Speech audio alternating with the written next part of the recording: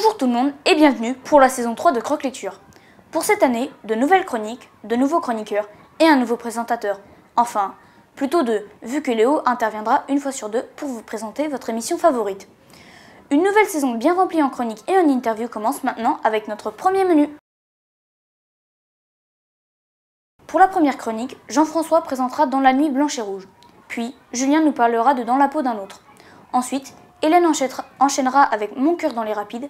Enfin, Astrid nous présentera le premier manga de l'année qui s'intitule Peace. C'est tout pour le premier sommaire de l'année. Maintenant, accueillons Jean-François. Jean-François nous a rejoint. La pression est sur lui. En effet, nous attendons impatiemment la première chronique de l'année. Eh bien, vas-y, nous t'écoutons attentivement. Aujourd'hui, je vais vous parler du nouveau livre de Jean-Michel Payet, Dans la nuit blanche et rouge, aux éditions Les Grandes Personnes. Cet auteur est surtout connu pour sa trilogie fantastique AR Chaos et son roman de Cap et d'épée Mademoiselle Scaramouche, qui sont publiés chez le même éditeur. Et alors, quelle est l'histoire de ce roman ? Dans la Russie sombre et en guerre de 1917, Svetlana Kolipova, une jeune fille de 17 ans de la noblesse russe, doit bientôt monter sur scène au théâtre de Petrograd. Au lieu de se préparer dans les coulisses, cette danseuse court dans les loges vers les vestiaires. Arrivée à l'intérieur, elle se cache derrière les manteaux au moment où des soldats entrent. Elle doit trouver une lettre dans un manteau. Alors qu'elle la tient, une main vient se plaquer sur sa bouche. L'inconnu est un voleur. Il lui montre un escalier par où ils pourront s'échapper. À la dernière marche, Svetlana se tord la cheville. Elle ne peut plus marcher et encore moins danser. Le spectacle va bientôt commencer. L'inconnu passe alors ses mains sur sa cheville. Celle-ci désenfle immédiatement et ne fait plus mal à Svetlana. Après le spectacle, elle sort la lettre. Ce n'était pas un poème révolutionnaire de Mislav Voloshin comme elle avait l'habitude de transporter, mais un document de la police secrète sur lequel il y avait un nom, celui de son père. Au même moment, Grigory Tarakan, inspecteur de police, enrage. Ses subordonnés sont des incapables. Ils n'arrivent même pas à retrouver une jeune femme évadée de prison, blessée, qui erre seule dans les rues en pleine nuit, sous la neige. Elle était sa dernière piste pour retrouver une bague qui aurait des pouvoirs surnaturels pour lesquels il était prêt à tout. Et as-tu aimé ce livre de Jean-Michel Payet ? J'ai tout particulièrement apprécié Dans la nuit blanche et rouge, roman historique mêlé de fantastique. On se trouve en Russie au moment de la chute du tsarisme, et on suit Svetlana, une jeune comtesse tiraillée entre ses idéaux révolutionnaires et son rang. Elle fait passer des poèmes interdits par la censure, mais elle doute que ce soit la meilleure manière d'aider le peuple. Lorsqu'elle apprend l'existence de Natacha, sa demi-sœur qui a le même âge qu'elle, mais qui vit dans les milieux les plus pauvres de Petrograd, elle décide de partir à sa recherche. Lorsque la révolution éclate, des combats sanglants ont lieu aux quatre coins de Petrograd. Svetlana est prise à l'intérieur et se demande jusqu'où elle est prête à aller pour ses idéaux. Autre personnage important, le voleur, qui se fait par la suite appeler Roman, est entouré de mystères. Il a l'air d'en savoir beaucoup sur Svetlana et la suit comme un ange gardien. Svetlana ne met pas très longtemps à tomber sous ses charmes. Tous les éléments d'une histoire d'amour sont alors en place. Mais un bon roman ne serait rien sans un bon méchant. Grigory Tarakan, pour un policier, est sans scrupules. Ne rejetant aucune pratique pour arriver à ses fins, il cherche à reprendre la bague qui serait désormais entre les mains de Natacha. Mais ses plans sont entravés par la révolution bolchevique. C'est parti pour une course-poursuite à travers toute la Russie. En définitive, ce roman m'a vraiment beaucoup plu. On y retrouve une enquête de l'action, du fantastique, tous les ingrédients nécessaires pour un bon livre. Maintenant, c'est au tour de Julien de nous présenter son livre. Il va nous parler d'un nouveau livre dans la collection Thriller chez Rajo. Une collection que nous avons déjà présentée l'année dernière. Bon, eh bien, nous n'attendons que toi pour commencer. Bonjour à tous, je vais vous présenter Dans la peau d'une autre, un thriller mélangeant policier et science-fiction. Celui-ci a été publié chez Rajo dans sa nouvelle collection Thriller dont nous avons déjà présenté Vagabonde et Décollage immédiat dans un précédent numéro de Croque Lecture. Ce roman a été écrit par Joan Elliott, aussi auteur des séries Isaïe né du désert chez Atlante ou Le Tempestaire chez BAM. Et alors, que raconte ce nouveau thriller ? Dia est une jeune chanteuse à succès qui est suivie par de très nombreux fans. Elle est actuellement en tournée. Pendant son concert à Strasbourg, elle a une perte de mémoire, oubliant ses paroles d'une de ses chansons. Heureusement, son chorégraphe les lui souffle, évitant la catastrophe. Elle finit totalement épuisée, dans sa loge, elle finit même par s'endormir sous la douche. À son réveil, tous les gens qui l'attendaient sont partis déçus par son attitude qu'ils jugent hautaine. À la sortie de la salle, elle envoie balader violemment Marjorie, une de ses fans, qui dirige. Suite à cette altercation, son agence, la Beste, lui demande de passer 3 semaines dans un centre de remise en forme. En arrivant, elle se rend compte que ce centre ressemble plus à un asile qu'à un centre de remise en forme. Les portes n'ont pas de poignée intérieure, les chambres n'ont aucun miroir et les patients ne reçoivent surtout aucune nouvelle de l'extérieur, ni télé, ni radio, ni portable. La nuit de son arrivée, elle fait le rêve que des chirurgiens étaient en train de l'opérer. Le lendemain, elle se réveille couverte de bandages avec comme seul souvenir son rêve et le visage de Marjorie. Elle ne pense désormais qu'à s'évader du centre et à recouvrer la mémoire. Ça a l'air alléchant, mais ce livre t'a plu? J'ai bien aimé le roman Dans la peau d'une autre. Ce thriller n'est vraiment pas comme les autres. Joanne Elliott apporte à une enquête somme toute assez simple un aspect de science-fiction.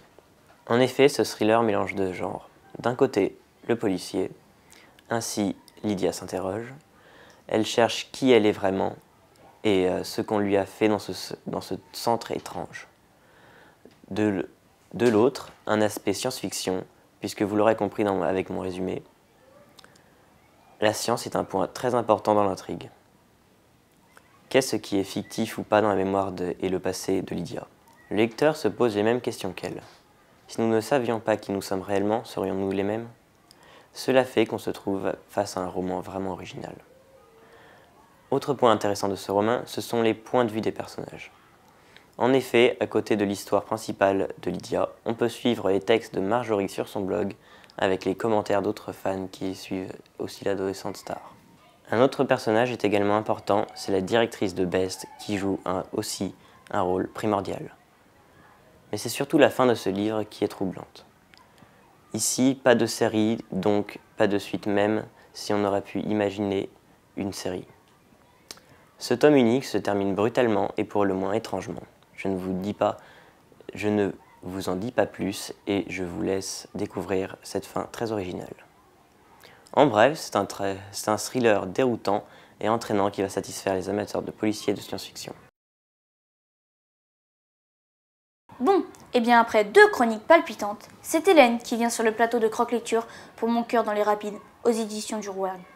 Je vous rappelle que nous avons reçu Sylvie Gracialen sur notre plateau pour une interview très intéressante. Bonjour à tous. Pour cette première émission, je vais vous présenter le nouveau livre d'Ahmed Kalwaz qui s'intitule Mon cœur dans les rapides.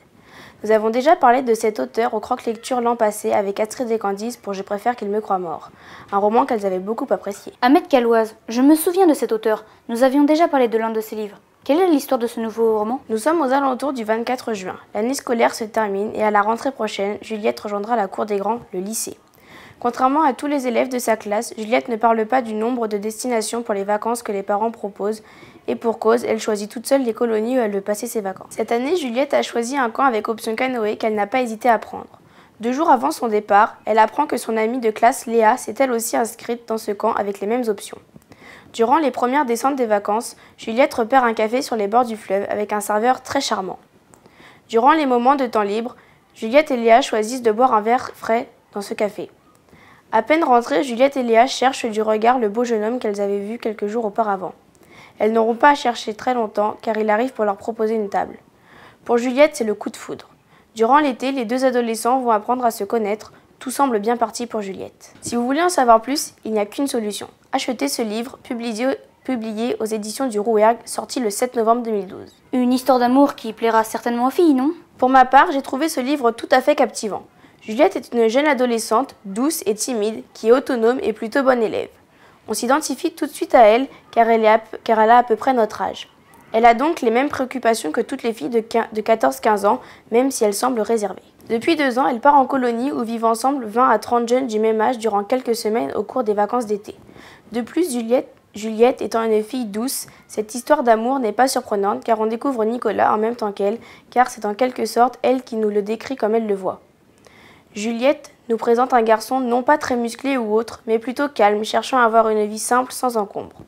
On se rend vite compte que Léa n'est pas intéressée par Nicolas, car elle préfère les garçons moins timides et en change sans arrêt. Je trouve que ce roman est très réaliste. Ici, peu d'action, pas de course-poursuite ou de fusillade, mais on a affaire à un roman tranche de vie. On y retrouve tout ce qui compose la vie quotidienne au collège ou dans nos vies respectives. De plus, parler des vacances des adolescents permet de mieux s'identifier à Juliette. Ce livre possède une certaine poésie. On se laisse glisser au fil de l'eau tout au long du roman et on ressent le calme que vivent Juliette et Léa dans leur canoë lorsqu'elles se laissent glisser. Ce roman est très bien construit car on ressent l'amour éprouvé par Juliette pour Nicolas depuis leur rencontre et on suit l'évolution de leur relation. C'est un livre vraiment attirant car on rentre très vite dans l'histoire et on ne veut plus en sortir avant de l'avoir fini. Et pour finir, c'est Astrid qui viendra nous parler de Peace, un shoujo manga. Bizarre, mais quand c'est un shonen, il y a Jessie, et quand c'est un shoujo, il n'est plus là. Enfin, retournons à Astrid qui n'attend plus que moi pour commencer. Je vais vous présenter le tout nouveau shoujo manga de la dessinatrice Inako Ashihara, intitulé Peace. Ce nom ne vous dit peut-être rien, pourtant elle a également dessiné et imaginé la série en 10 volumes qui s'appelle Le Sablier. Tous deux sont édités par Kana. Un shoujo dans croque-lecture, mais de quoi parle-t-il ? Mizuo Suga, une jeune fille, reçoit alors qu'elle est en pleine rupture un appel téléphonique lui annonçant le décès d'Haruka Horiguchi, une élève de 19 ans qui appartenait à sa classe au lycée. La jeune fille était très effacée et n'avait pas réellement d'amis. Elle refaisait de nombreuses injures à ses camarades de classe. Ils se rendent malgré tout aux funérailles, lors desquelles Mizuo est approchée par la mère de la défunte. Cette dernière lui demande d'essayer de découvrir les mystères qui entouraient la vie de sa fille. Mais Suga se demande pourquoi sa mère l'a choisi. En effet, Haruka prétendait que Suga était sa meilleure amie. Une chose étrange vu que celle-ci ne l'avait abordée qu'une seule fois lors de ses années lycée. Malgré cela, Suga décide de mener l'enquête sur la vie cachée d'Horiguchi, avec l'aide de Narumi, un garçon très mystérieux au caractère étrange, et de Hanai, un élève surdoué délégué des élèves de son lycée. Mais la mère de Haruka va faire une révélation surprenante. Haruka avait un petit ami duquel elle attendait un enfant, mais elle s'était fait avorter quelque temps avant son suicide. Qui était le mystérieux petit ami d'Haruka? Que cache vraiment Narumi? Comme dans chaque shoujo, y a-t-il une histoire d'amour? À vous de le découvrir. Ce premier manga de l'année, comment l'as-tu trouvé ? J'ai vraiment adoré ce manga. Tout d'abord, l'univers créé par l'auteur est vraiment intéressant. Ce manga est vraiment différent des autres shoujo, car tout le monde peut le lire, que ce soit les filles, les garçons ou les adultes. L'histoire n'est pas vraiment romantique, même si on devine qu'une histoire d'amour se cache derrière cette enquête entre Suga et Narumi. On est tout de suite attiré par cette superbe couverture qui nous montre à chaque tome un des personnages de cette histoire. Ces couleurs, ce dessin demeure à la fois attirant et mystérieux. Le titre, Peace, vient du fait que les héros essayent de trouver les pièces, Peace en anglais, du punch de la ville d'Horiguchi. Ensuite, ce manga mélange habilement les genres dramatiques et romantiques, ce qui donne un résultat vraiment très original. Le côté un peu moins positif est que les personnages et les flashbacks sont nombreux. Le début de la lecture, notamment dans le premier volume, semble de ce fait un peu compliqué et fastidieux, et j'ai au départ du mal à me plonger dans ce manga. Mis à part Mizuo, chaque personne semble très effacée et on a parfois un peu de mal à les cerner, surtout le personnage de Narumi, que j'ai vraiment du mal à comprendre. On se perd aussi avec les nombreux personnages secondaires qui se ressemblent énormément. Je vous conseille vraiment de lire les 3 premiers tomes déjà sortis à ce jour en France. Et ce n'est pas fini car il y en a déjà 7 de parus au Japon. Bonne lecture! Bon, c'est fini pour aujourd'hui. Après ce numéro sur quelques titres de l'été, la semaine prochaine, vous retrouverez Léo qui présentera le JT. Vous risquez de ne pas être déçus. Enfin, j'espère. Si l'attente est trop grande, rien ne vous empêche d'aller voir les précédents épisodes de Croque Lecture sur notre blog, notre page Facebook et la chaîne YouTube. Allez, à plus les croque lecteurs et croque lectrices.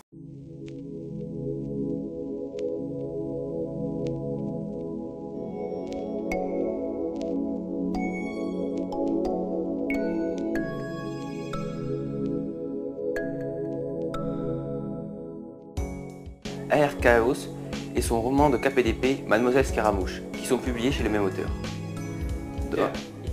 Éditeur. Si, A.R. Chaos et son roman de KPDP Mademoiselle Scaramouche, qui sont publiés chez le même éditeur. Bonjour à tous. Bonjour à tous. Bonjour à tous. Bonjour à tous. Bonjour à tous. Cette histoire d'amour n'est pas surprenante car on découvre Nicolas en même temps qu'elle, car c'est elle qui... C'est un livre vraiment attirant car on se rend très vite... car on rentre très vite. C'est un livre vraiment attirant car on se rend très vite. Car on rentre... Ah, j'arrive pas. Je dis car on se rend.